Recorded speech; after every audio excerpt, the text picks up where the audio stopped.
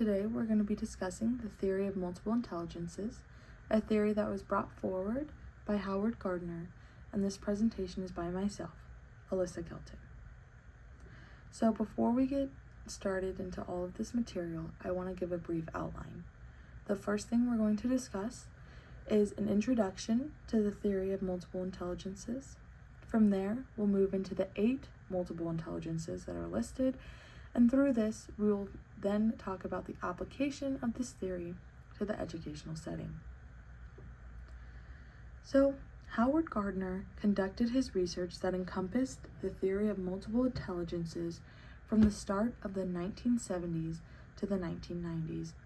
A product of this research can be seen in his book, Frames of Mind, Theory of Multiple Intelligences, that was released in the fall of 1983.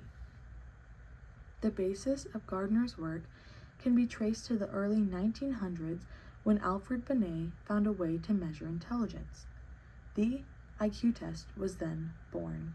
This test was soon used across the world and became an inspiration to many others to create their own versions, including Arthur Jensen, Hans Eysenck, and more. Fast forward to the 1970s when Gardner states himself, "I would like to present an alternative vision, one based on a radically different view of the mind and one that yields a very different view of school. It is a pluralistic view of mind, recognizing many different and discrete facts of cognition, acknowledging that people have different cognitive strengths, and contrasting cognitive styles. I introduce the concept of an individual-centered school that takes this multifaceted view of intelligence seriously. This model for a school is based in part on findings from sciences that did not exist in Binet's time, cognitive sciences and neurosciences. One such approach I have called the theory of multiple intelligences. Gardner had a pluralistic view. Thus, it involved a diversity of people with an even more diverse group of varying intelligences. He formulated 8 specific intelligences that included linguistic, logical mathematical, spatial, musical, kinesthetic, meaning the body, interpersonal, intrapersonal, and naturalistic. The first intelligence listed by Gardner is linguistic.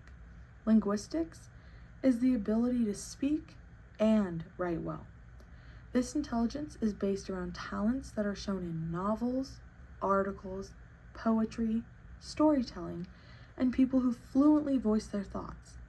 In Gardner's book, mentioned previously, he goes into the discussion of Broca's area. This is a part of the brain that deals with understanding language and the production of grammatical sentences.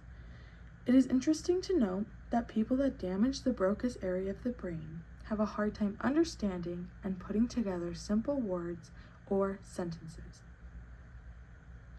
The second intelligence listed by Gardner is logistical mathematical. This is the ability to use logic and mathematical skills to solve problems, stated from the textbook Lifespan Development, written by Martha Lally and Suzanne Valentine French. This is often labeled scientific thinking and is associated with Nobel Prize winners. So at the bottom left of the screen, you can see 3 examples of high logical/mathematical intelligences. The third intelligence listed by Gardner is spatial. This is the ability to think and reason about objects in 3 dimensions. Seeing the big picture behind many things in life can be challenging, but this is not a problem for people with spatial intelligence. They can sail to uncharted territories where they will create maps. They see what is beyond Earth, and overall have a good use of spatial arts. This intelligence is seen in navigators, space employees that work at NASA, and people affected by blindness. The fourth intelligence listed is musical. This is the ability to perform and enjoy music. Gardner went into some depth about people who have a gift for playing musical instruments.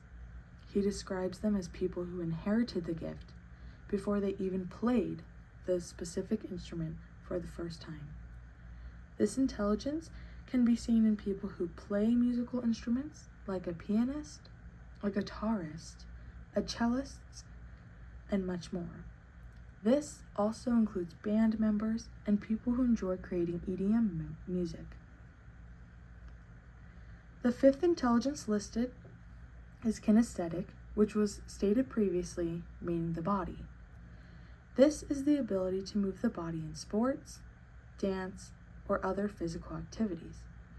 Cognitive usage of employing the body to show emotions in dance or to even show mastery in a game like soccer or basketball is apparent in this intelligence.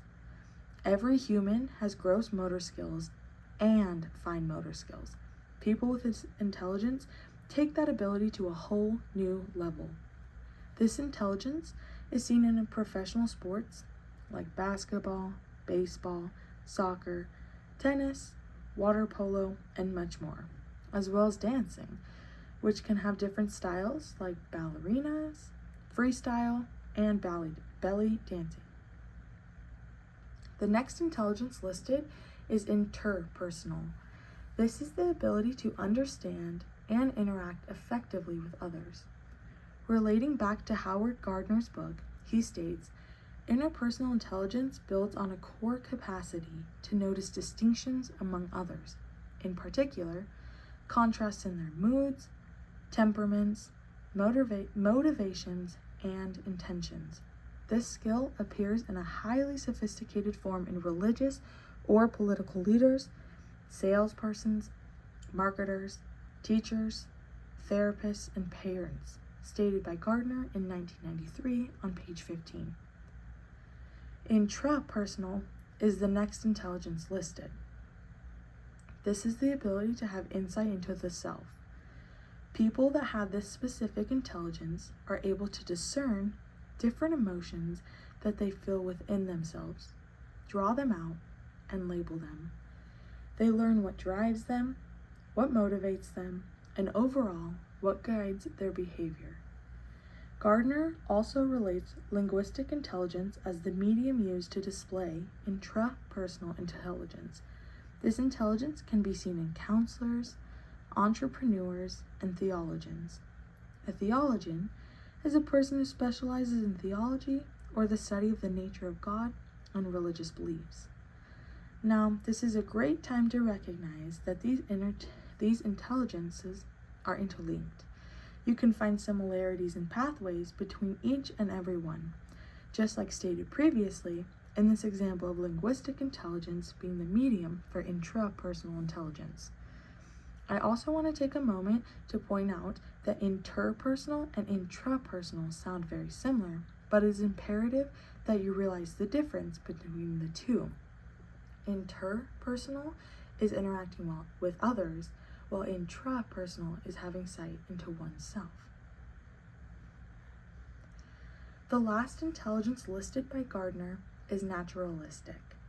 This intelligence is described as the ability to recognize, identify, and understand animals, plants, and other things.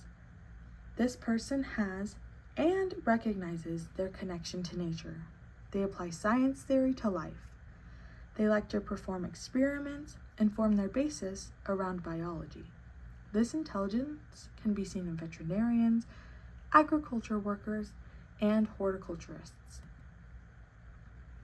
So, to conclude, many teachers and leaders have tried to implement this theory into the classroom. Their approach is defined by trying to find a student's intelligence and then associating that practice into all areas of learning. This can be seen by allowing a kinesthetic learner to move their body when trying to do a more difficult math problem, or by associating a musical song to remembering the carpal bones in each wrist for a person with a musical intelligence. They could use this practice to find a rhythm about the 8 bones, and through this connection to their intelligence, the knowledge might stick better. Although this practice has been used by many teachers there is no concrete evidence that it works, or necessarily that it works 100% of the time. This issue can be due to the fact that some people might have more than one intelligence, or that it works in some areas of learning, but not all, and more. With this in mind, maybe intelligences, with all of this in mind, maybe you should give the theory of multiple intelligences a chance. Evaluate the 8 different intelligences, categorize yourself into 1 or 2 that resonate with yourself the most, and then apply the connection next time you're trying to learn something new. Here is a copy of my references. Thank you so much.